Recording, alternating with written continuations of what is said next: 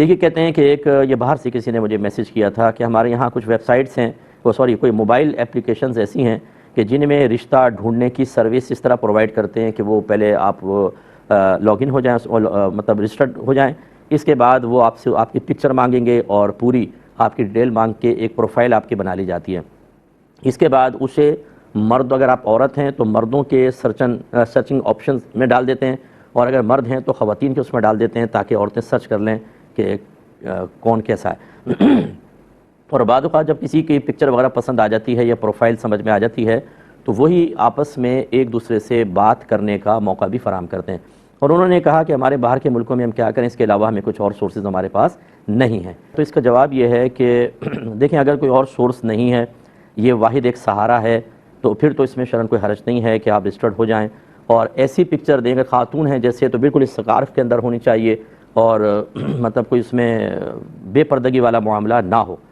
اور باقی وہ پروفائل میں آپ کو جھوٹ بھی نہیں لکھنا ہے۔ بعض اوقات عمر ہوتی ہے 30 سال تو لکھتے ہیں 18 سال،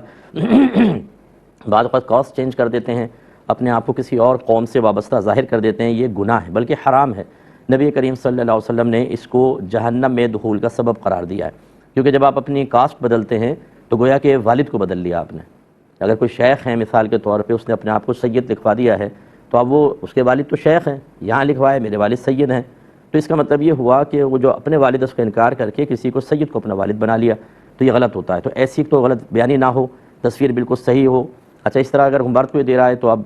اب سر کے بال غائب ہو گئے، بیچ میں سے بیچارہ گنجا ہے اور تصویر دیتی ہے 22 سال والی عمر والی، وہ بڑے بال ہیں اور خوب اچھا نظر آ رہے ہیں، یہ بھی ایک دھوکہ دہی ہوتی ہے۔ بعض اوقات اس قسم کے معاملات میں ایسا ہو جاتا ہے۔ تو خلاصہ کلام یہ ہے کہ کوئی جھوٹ نہ بولا جائے، اس میں بالکل سچا ہو اور صحیح طریقے سے آپ کریں۔ اگر کوئی اور سورس نہ ہو تو میں آپ کو عرض کر رہا ہوں پھر اس کی گنجائش نکل سکتی ہے،